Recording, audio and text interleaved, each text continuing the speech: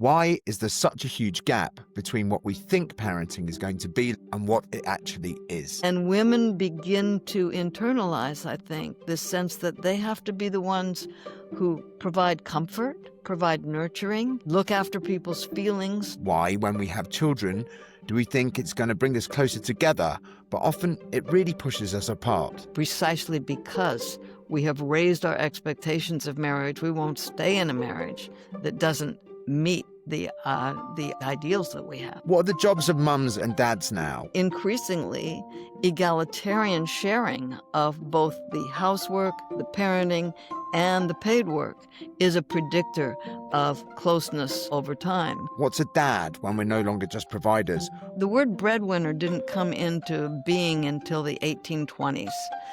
Before that, if a man described himself as the sole provider for his family, he was asking for sympathy because his wife was unable to contribute. What's a mum when they often are? It made women more dependent upon a husband who loved them rather than a husband who needed their labor in the home. What am I supposed to teach or model for my children when I've no idea what the world is going to look like in 5 years' time? Why did my parents seem to have loads of conviction about these things and I have absolutely none? In this podcast, I talk with experts from all around the world about these problems and hopefully get some wisdom, some insight, and maybe most importantly, some perspective, and find out what it takes to be a happier parent. Stephanie Coontz is an author and historian who has been named as one of the most influential historians of the last decade.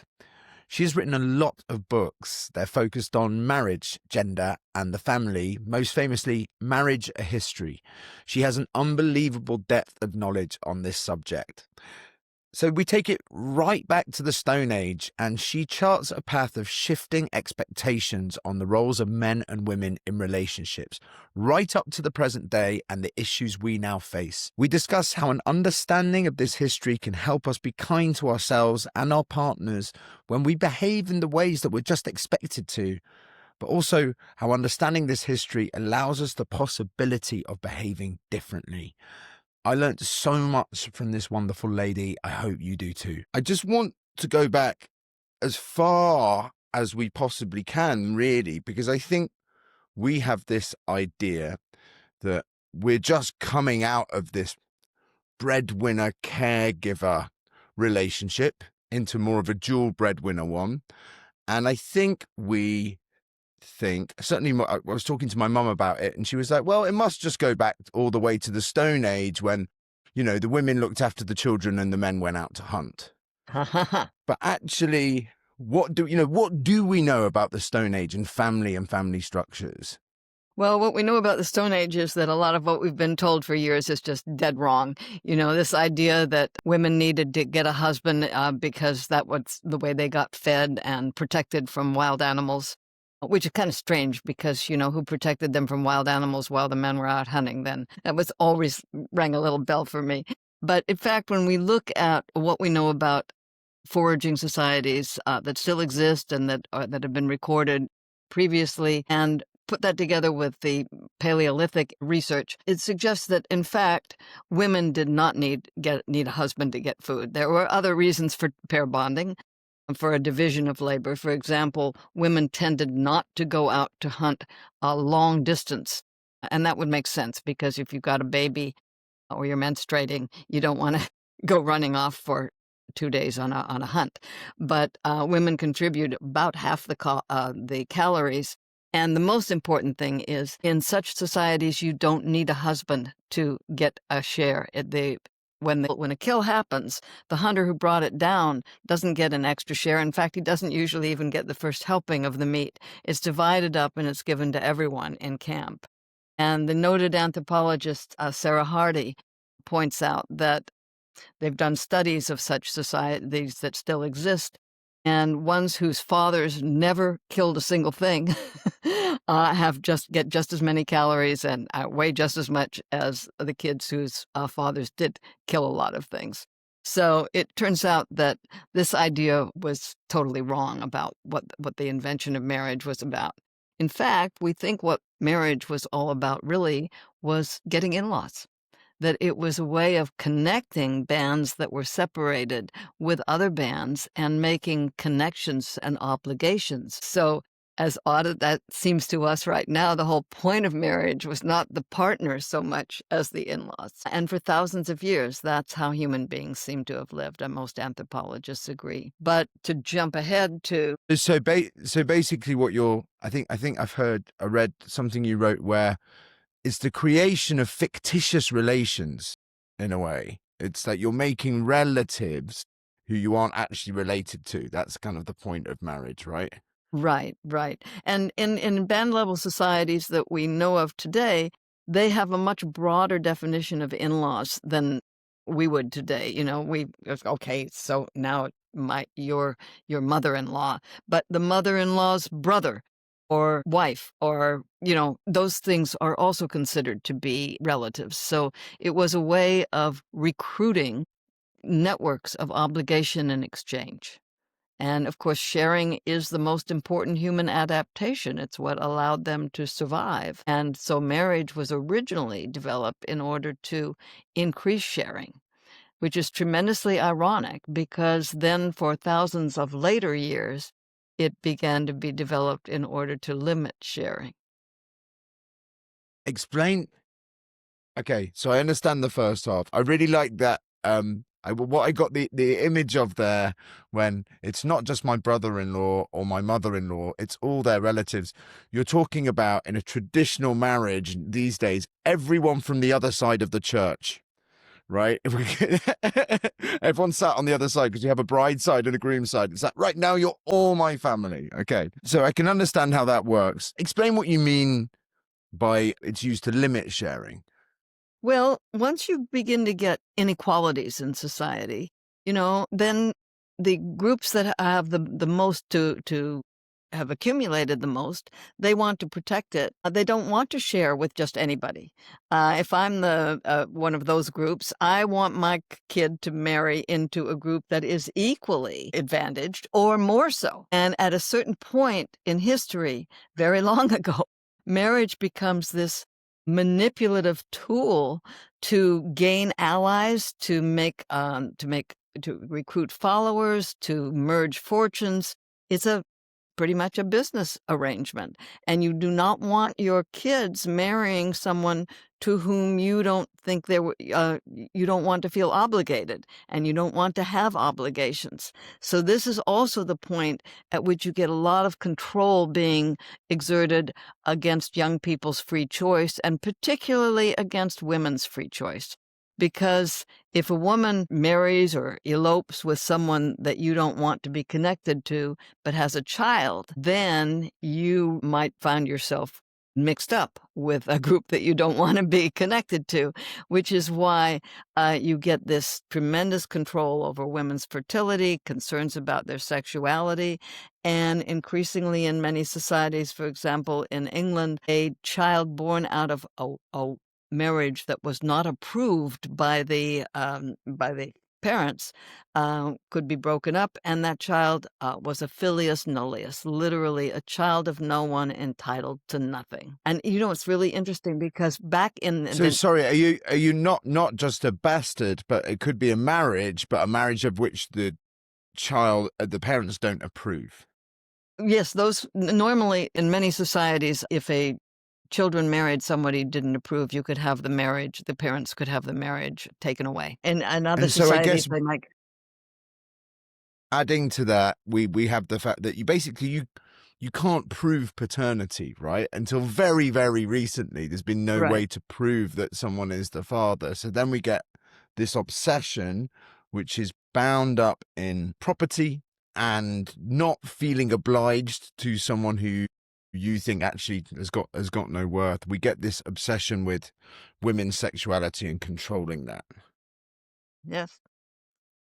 And this is an interesting point, because if we're interested in parenting, for example, there was an awful lot of sharing. For example, among the Hadza of Tanzania, babies were held by someone other than their mother by about 40% of the day. And I think it was the Eastern Congo group where it was 60% of the day, anthropologists found mothers would nurse each other's babies. As a matter of fact, was a new mom who knew about anthropology. That's the way I handled childcare with some of the women who had babies at the same time. So this was very common.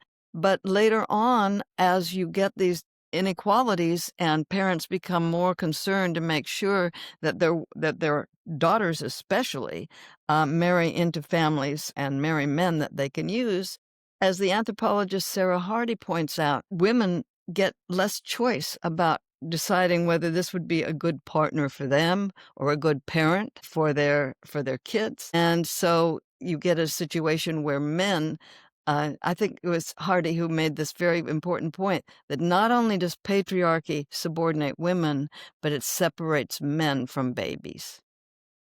Mm. And that's something with very long-term consequences, which we can get into later, because it turns out that being involved with babies has tremendous impact on people's brains.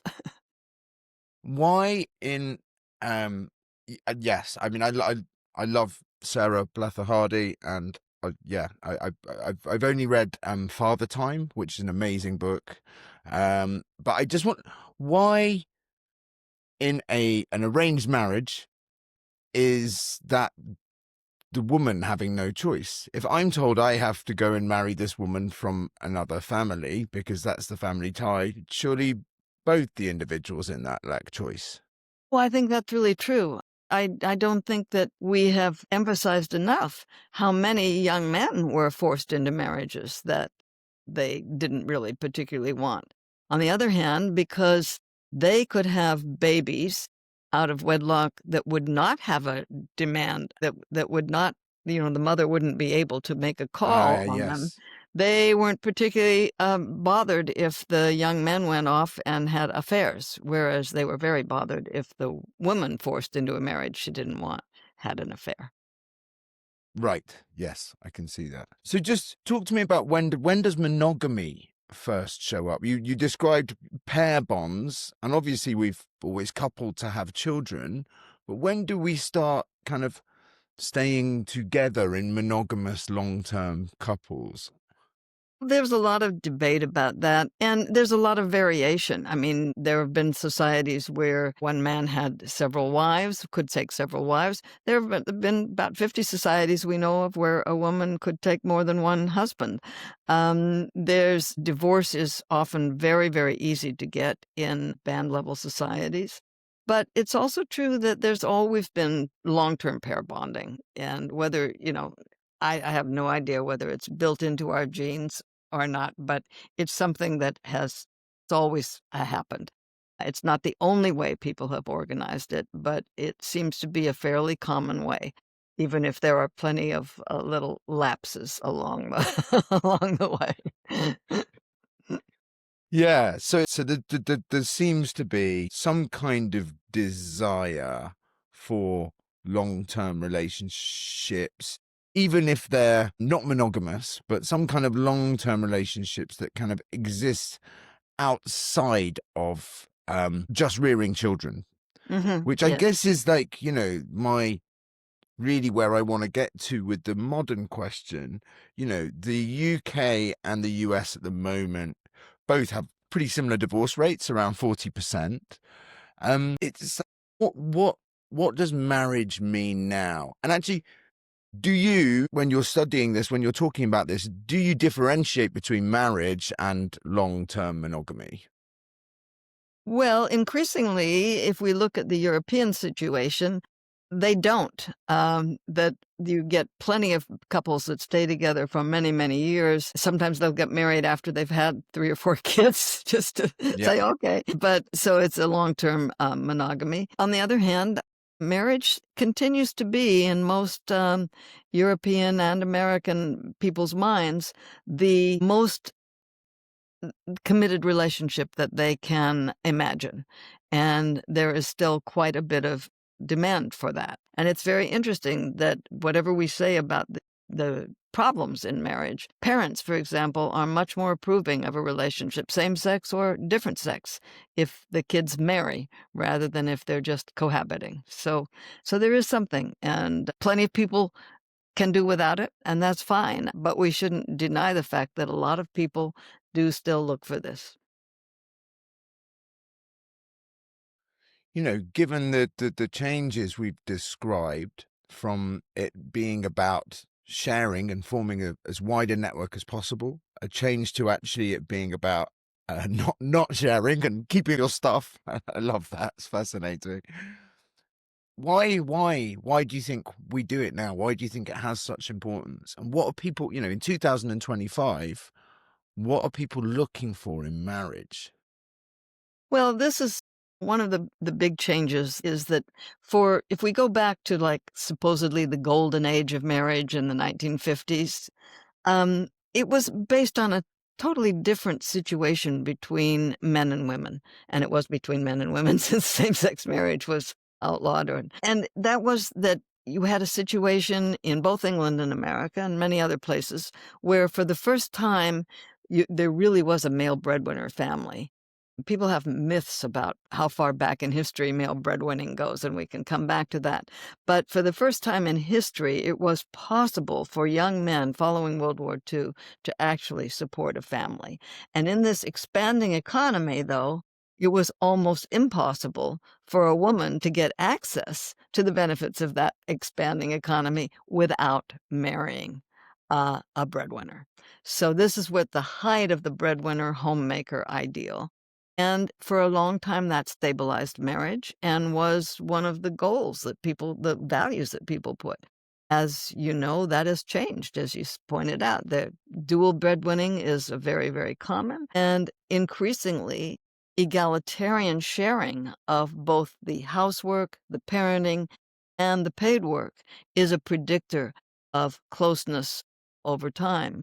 So we're wanting different things from marriage than we used to. And in many ways, we actually value it more. People say when they look at the divorce rate and they say, well, people don't value marriage anymore.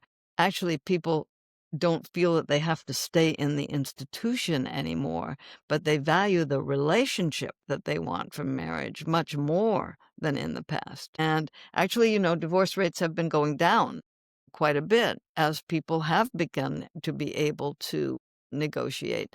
But the fact is, we will never have marriage as stable as it was when people had few alternatives outside it. Now, precisely because we have raised our expectations of marriage, we won't stay in a marriage that doesn't meet the ideals that we have. That's such a good point. That actually, we're saying people care less about marriage, but no, there's no fault divorce exists now. The fact that we're still doing it, and divorce, like, people value marriage much more highly when they stay in it. Yes, That's exactly. incredible. Like, I was listening to Esther Perel, I can't remember. I think she was talking with Simon Sinek, and they were comparing how the workplace and relationships have changed. And actually now, your job isn't just about, for some people on certain income levels, isn't just about providing and surviving. You expect to get meaning and reward from it in different ways. And the same has happened in these relationships. So A good now point. relationships are this place where it's like, actually, is this a good environment for me to actualize? Hmm. Yeah, that's a very good point.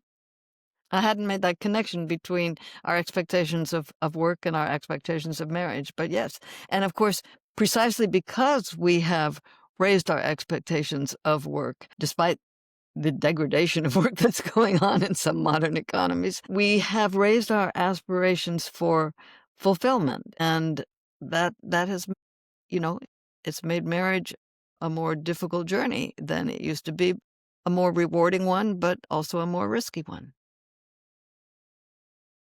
Okay, so tell me then, you said we'll go back to when we first get this idea of the breadwinner. You said that the post Second World War was actually the first time that a man could just completely support a family on one wage.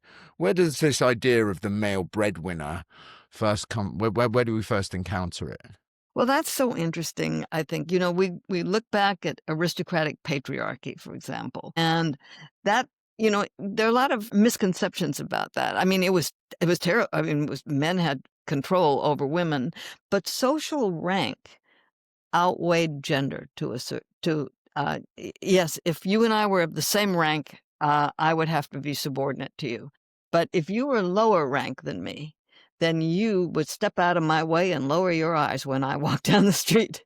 Uh, and so there was not this idea that men supported women. Um, Women were supposed to be subordinate to men who were either their equal or above them, but women who were powerful. Well, let me give you a good example. The prefix Mrs. didn't used to refer to a woman's married status. It used to refer to her social status.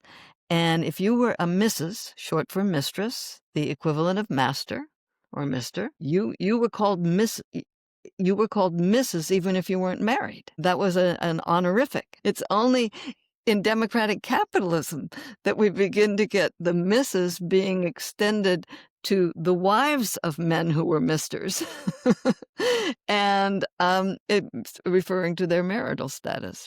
So when we look So would at I be a mister regardless of my sort of social level, or did I have to sort of own no, property or that's something to be a that's mister?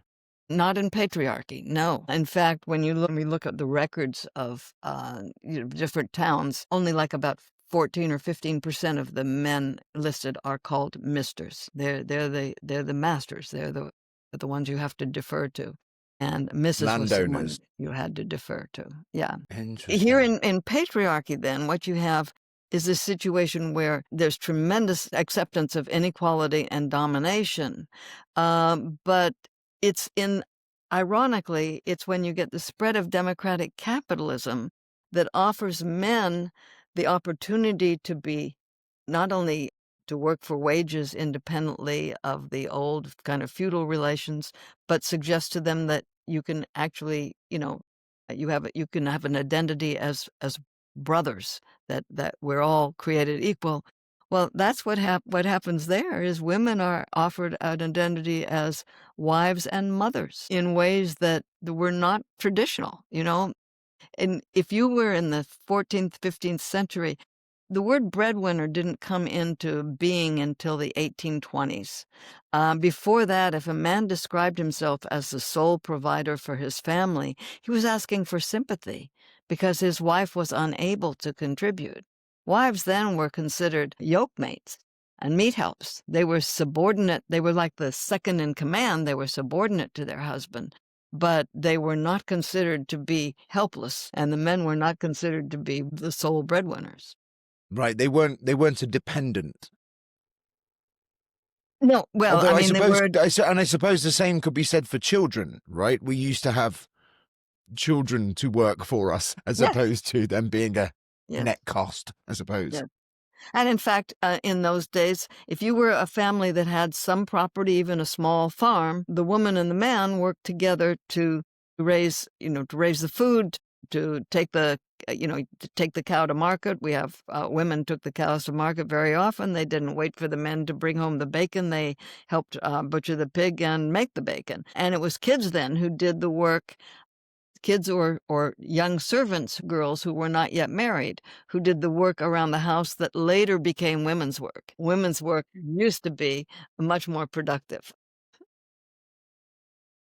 So then what happens in 1820 that changes Well, this? well, there's not there's not a complete date change at the time. No, but I'm wondering what instigates this change, and is this the time where we start to get this romanticized ideal of the mother? Completely. As you develop the market economy that goes beyond just the barter with neighbors and stuff, and you get the development of wage labor, people, first, for one thing, that one good side of it is, if you're a kid who wants to get married to someone that you actually love, which has been, like a fantasy but something that wasn't always attainable, you no longer have to wait for your parents to inherit, to say you can have your share of the farm, or if you're a woman, their dowry. You can go out and get a job and save up and get married. So marrying for love became more possible, and it became more of an ideal as people developed new democratic ideals. The market economy was originally favored a lot of individualism. It's gone to another extreme since then. But as it developed, it began to help people formulate ideas that you ought to be able to go to work where you want to go to work, to leave a job or to land if you want to leave it. They can work for wages and not have to be dependents of the people who employ them and obey them. They can say, okay, well, at work I obey you, and when I'm off work I do not obey you. So it spread this idea of individual choice, and to be able to choose your friends and your family and your wife or your husband. And that became a new ideal. But then what happens is basically this idea of getting a job allows this freedom of men. They can we can all marry for love. We can marry who we want, but the freedom of mothers is curtailed because we've become more individualistic and mothers are left on their own more. What's happening there? Well, very important part of it, of course, is that women become more dependent on their husbands than they used to be. And, it used to be that when you look at what wives did around the home in the 16th, 17th, and 18th century, husbands knew they could boss them around, but they also knew that they could not get on without them. But once you have a situation where there are very limited job opportunities for women and men are going and earning the wages, well, a wife's role is still very important because especially in the early days, there wasn't a consumer economy. You had to, if you bought flour, it would still have a lot of stones in it. You couldn't buy ready-made clothes. So women's work became much more privatized. It was something that you did your husband brought home the raw materials and you finished them off. And so you were very much more dependent upon your husband's purchasing power. I'm not, please don't misunderstand me. I'm not saying the old way was egalitarian, but in some ways it made women more dependent upon a husband who loved them rather than a husband who needed their labor in the home.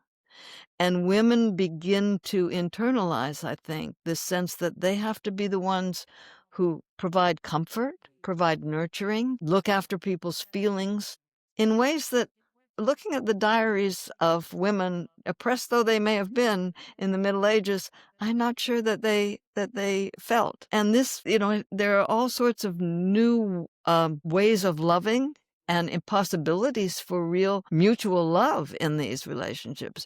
But it also creates a situation where women's self-image, unlike men's, begins to depend more and more upon being able to inspire love and being able to provide those comforts and cheering and solace for the people who work outside the home.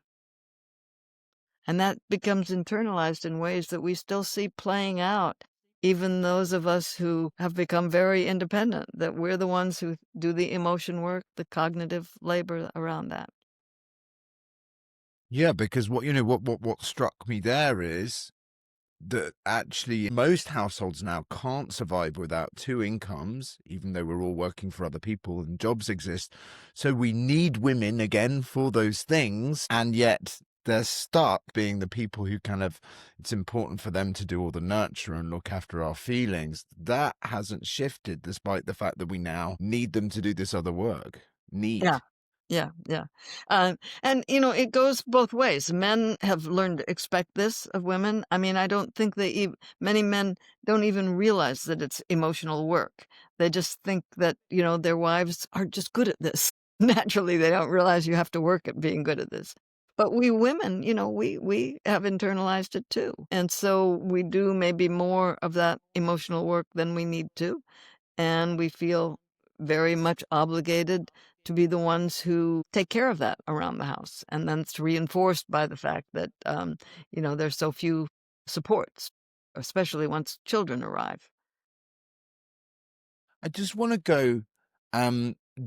This may not go anywhere, but I'm sort of intrigued by the fact that in certainly classical antiquity, which is just the period of history I know a bit more about, there is this connection of woman as homemaker. You would always have a goddess of the home or the hearth, never a god. That does seem to have been there, and this like classical connection between women and the home. Well, yeah, but you're talking mostly about the heritage from slave societies where um, slave women didn't count.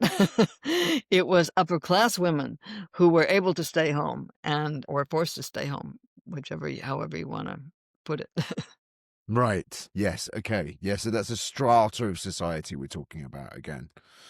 Um, your book that is coming out soon, you're focusing on, the big question for this podcast, really, which is about what does having children do to couples, and what are the transitions, the difficult transitions that couples go through when they have kids? Well, there are some people who still prefer to do the kinds of home female homemaker, female child raiser, and male provider. But we have increasingly found that it's more egalitarian, more egalitarian relations and division of labor that makes people happy nowadays. This is the greatest satisfaction, both sexual and emotional, that you find in couples, is reported by those couples who share things fairly equally.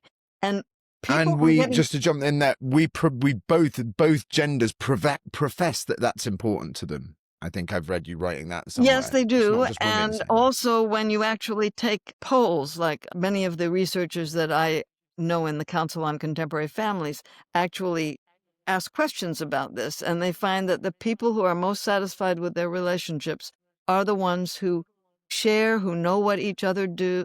One very interesting finding that has always struck me is the ones who say they divide the tasks equally are less satisfied than the ones who share or alternate it. And I think that's because when you share or alternate, you know that you know what the other one does. If you're dividing the tasks in that old-fashioned way of, or what became old-fashioned way in the 19th and 20th centuries, there are certain female tasks and there are male tasks, and you don't know what's involved in the other one. It's really interesting to me that the studies that show that people are happiest when they have done the others and sometimes do the other tasks and they share those, because then okay, we're doing about the same thing. Um, so this couples who are married today who don't have kids seem to be getting much, much better at sharing the tasks or alternating them in ways that are very fair. But when the child arrives, that changes. And sometimes it changes because the woman is the one we're socialized to feel more guilty if we're not staying home with the kid. And the men are socialized to feel more guilty if they're not making money. But more often it happens just because it makes sense for the woman to stay home, that you can't divide equally the amount of work that is full-time wage earning and taking care of a child. And it makes sense biologically if the woman had the baby. She needs time to recover from that. She may be nursing. She also feels more likely to be socialized to feel guilty if she goes back to work too soon, whereas the man feels guilty if he cuts back too soon from work. So all those things make perfect, plausible, logical sense for the women to start off at home.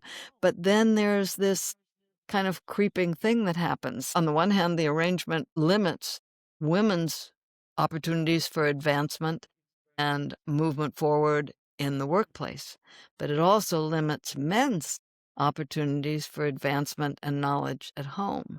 And women can quickly turn into the expert and be treated as the expert by other people and see themselves as the expert. I think it was Ruth Bader Ginsburg, who once felt compelled to write a note to the school guidance counselor saying, "This child has two parents. Please alternate calls." So all of Mm. these things then create a situation where two people who have come into this wonderful experience of parenthood with expectations of sharing the load, it begins to change where the woman takes more and more of it, the man um, does less and less. Well, he probably does more, but he's doing less and he's learning less than the woman is. And that begins to widen the difference between them. And it's a major source of unhappiness in modern marriages. Yeah, um, all my friends, obviously, polls and studies into this stuff are always fascinating. But I think, we can just intuitively feel that that is true. That, I don't know any of my friends, regardless of what their sort of financial setup is and what their work looks like, who aren't going through that widening and that resentment. Mhm, mhm. And I think it's interesting you talked about, the guilt of the mom in not looking after the kid and the guilt of the dad in not um being the breadwinner. And I think that's why this deep historical work you do is actually really powerful. Because if I can look at my situation and be like, it's not always been like this. There's nothing inherently right in this model. I don't have to feel guilty about not seeking my value just in one area. I can start to reject it and maybe choose what I feel guilty about. Mhm, mhm. I think that's really important, and one of the things I talk about in the new book is that also makes it more possible, if you have that kind of historical perspective, not to blame yourself or your partner that they're bad people. You can understand, okay, they've been socialized this way, and, to understand everything is certainly not to forgive everything, but it makes a lot more possible to change things because you can come at it from the idea of this isn't a bad person. This is, and I'm not a bad person, but we've both been socialized in ways that we really need to break these habits. And it's going to take time. Doesn't happen overnight. Use the example in the book, women often complain about men's learned helplessness, that they'll say, well, I do want to help, but I don't know how to do it, or they won't do it quite right. So the woman ends up saying, or he'll say, I'll clean it up later. And she gets so annoyed that she cleans it up. And then she God. gets Oh, even more wow. annoyed. That one all the time in this house. Yeah. Yeah, yeah, I'll do it. Oh, well, now you've done it, so I won't do it, obviously. Yeah, and it's even more annoying, I think, when the guy says, "Well, I was going to get to it," you know? But, yeah, I have to tell you the other side. It's important for us women to recognize the other side of it. It's funny because I have a grandchild now that's slowed down. That's one reason the book took me a little longer than I expected when I signed the contract to write it. And there's this tendency among us women to think that we know the household routines and the baby routines better than men. And I've been telling it, and it's called gatekeeping by sociologists, that will say, okay, we know how to do this, and you have to do it our way. And you don't, we'll step in and tell you how to do it better if you're not doing it. And it's funny, I've been lecturing about this for years, but the first time that our infant grandson started to wail and he was in the living room with my husband, I swooped in and took the baby out of his hands. I got an immediate lesson about how how that made him feel, which was not good. But I couldn't help it. I couldn't help myself. Knowing all that I do about these histories, I couldn't help myself. I just grabbed it. So knowing this history makes it more possible. I mean, he was pissed off at me, but knowing that history makes it more possible for us to say, yeah, but she did this because she's been socialized to do it. And for me to say, I know you're pissed off at me, and I probably will do it again occasionally, but I'm going to try really hard not to do it because I know that it's irritating. So yeah, I guess I just 2 points to make about that. One is just 100%. knowing these things allow us to not make the other person or ourselves bad. And I think someone asked me on another podcast the other day, like, what have you, apart from having a happier partner, what have you got out of this work? And, in the same way that me researching this stuff has allowed me to see all the things that I hadn't been doing, it's also allowed my wife to understand why that's the case. And it's not that I'm a bad person or a lazy person. I think there's this temptation to say 50% of the population are lazy right now. It's Right. a pretty Right. crazy thing to say. Do you know what I mean? Yeah. Yeah. So I think that's really interesting. And then also, with that example of the swooping in Sarah Blather Hardy's Father Time, she talks about, some of Darwin's work, which suggested that men could be nurturers, that he was kind of onto it, and it was just never the bit that really filtered through. And he gives this example, I think, of a rooster, some kind of wild chicken, after the mother, I think, probably dies, sitting on the eggs. And he comes to the conclusion that actually, I think the phrase he uses is, all nature isn't, of course, hermaphrodite.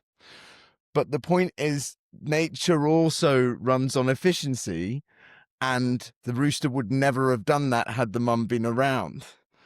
And, there does have to be this reason for men to learn the skills. I think we're getting better at that. I'm looking at my mates, and their wives go away more often and leave the men alone with babies. But that does need to be there. Well, that's why we need paternity leave, real paternity leave, because it gives them the experience of doing that. And I mean, one of the things I talk about in the book is this new research that shows that spending a lot of, and I think Sarah Hardy talks about it too, that spending time with babies literally changes people's brains. I was fascinated by the fact that, first of all, it, increases the production of oxytocin, the love hormone.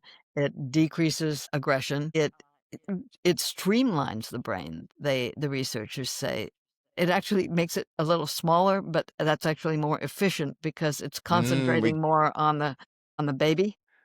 we get rid of some useless bits. And the one that really got to me, that I just think is a fascinating finding, is that the downside for men is it tends to make them more anxious and sleepless, the way we've always blamed on women's more emotional state. But because they are caring more about the baby, they have that downside that women have had for so long. I think that's lovely. God, that's so lovely, because also, I think there's so much of that, the widening that you described in marriage when we have children is actually that the mums are just being like, I'm suffering. Why aren't you suffering? Can you suffer with me as well? And I know that sounds like a negative thing, but actually sometimes that's what relationship is. It's like, you're suffering, I'm going to suffer with you. Whereas I think for a lot of us, fatherhood is all brilliant. And it's like, what's your problem? Chill out. Right. What do you mean you're not sleeping? But it's, because we're not leaning in to go through those changes. Mhm. Great. Yeah, I wanted agree. to, I don't know if you've thought about this at all, but you talk about the fact that now we spend more time out of marriage. And I think you're talking about the fact that we marry later. So we're married for a kind of shorter period of time. But I just wonder about the fact that we're so connected now, and that for my parents' generation, they would go off to work and have no contact, or they both work, but they would have no contact all day.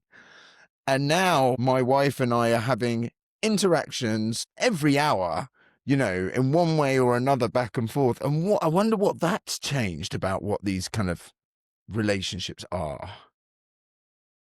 Well, that's one of the good sides of, the social media that we've got. So much of it disconnects us from other people, you go into a line or a waiting room where normally, and I'm old enough to remember when you started talking to people, and nowadays they're all just on their phones. In fact, and it's a really it's a real problem.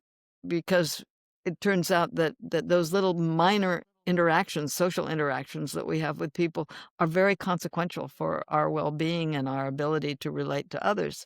So it's great that you're doing it with your wife. It's too bad that that has become so much of a substitute for doing it with other people. It's funny, I told my husband this research about how important it is to one's mood to have these little interactions with people.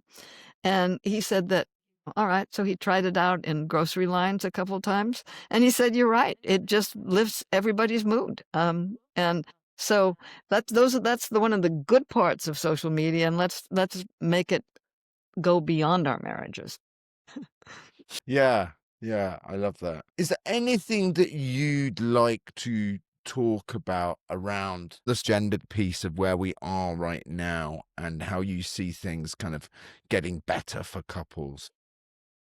Well, as you can probably tell by the way we've talked, I'm not a hetero pessimist. I think that I'm very happy that we have same sex relationships because there's so much that heterosexual couples can learn from those same sex relationships now that they're out in the open and we can study them. For example, they're much more flexible and creative than most heterosexual couples are about how they decide to divide up the chores. But, I just think that we have to understand, going back to what we were talking about earlier, how much both men and women have been deformed, or that maybe that's too strong a word, but have just been kind of injured by the kind of stereotypes and expectations, very narrow expectations and very narrow ideas of our own capacities that we have been taught or not taught. And that it's just so important to remember that we all have these capacities and we can build on them. Now, there's a lot of things to be pessimistic about in this world, including the extraordinary, problems with the planet and the fact that billionaires seem to be taking over, making many of the political decisions. There are better ways to focus our anger and our discontent than on each other. Yes, Mm, that's the bottom line. yeah. Yeah, beautiful. Just as an example of that kind of how hamstrung we are by these gendered expectations, me doing all this work, posting about it every day. Still, this weekend, I am going to attempt to fix and put up a fence, right? I am just terrible at that stuff, but the idea of getting Eloise to do it and I don't know, my neighbours seeing my wife outside, who's probably better at it than me, but like out in the rain trying to hammer a fence in. I can't. Do you know what I mean? It's really hard to not fall into these things. I'm not the one who should be building that fence, but men are, so I'm going to end up doing it. My last question. I just wonder. I feel like religious texts and philosophy, a lot of which stems from religion, but not all, have very little to say about what we get from pair bonding, whether that be marriage or just monogamous relationship. This thing that, as you described, does seem very important to humans.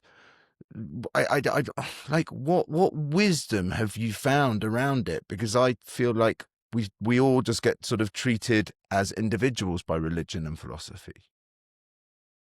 Well, if you look, for example, at the New Testament, one of the most interesting things about it is that it asks us to be, it asks believers and it in Christianity to become part of a larger community, not as just individuals, but also not just as marriage. I mean, one of the things that always makes me laugh is people who think that Christian values really elevate marriage and the family above all else.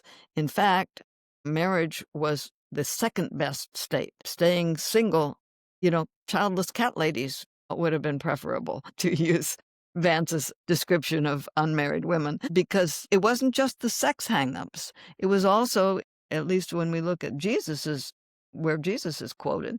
It was because you should be concerned with the broader community, and you should build a brotherhood and even a sisterhood too in a few of the Gospels that would involve more than just your individual relations. I don't think that I by no means devalue those individual coupled relationships, but I think that those coupled relationships do better when we are trained to look outside them and understand that we actually strengthen our couple relationships when we go out and expand our interactions with others and our concerns for others.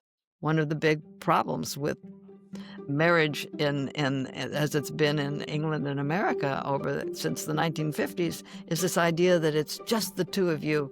And it turns out that married couples actually spend less time than single people with their relatives and talking to friends. And it should be the opposite of that. Marriage should be the way that you, like back in Paleolithic times, that you gain new contacts outside the family. Okay, now I can see your friendship networks and your relative networks, and we can all expand our contacts. I loved an article I read by you talking about Valentine's Day, and actually, yes, going for a romantic dinner for two, possibly greater if you're in the new throes of love, but actually couples report greater satisfaction and love for each other when they go out on a double date with another couple. Or not even a double date, just with socializing with other friends. Yeah. I hope you got as much out of that as I did. Stephanie has written a lot of books, but her upcoming one is called For Better and Worse, The Complicated Past and Challenging Future of Marriage. I'll put a link to pre-order that in the show notes. You can also find many of our articles at stephaniecoontz.com. Please like, subscribe, leave a review for the podcast, and follow me at Be a Happier Parent on Instagram and TikTok. I'll see you all next week.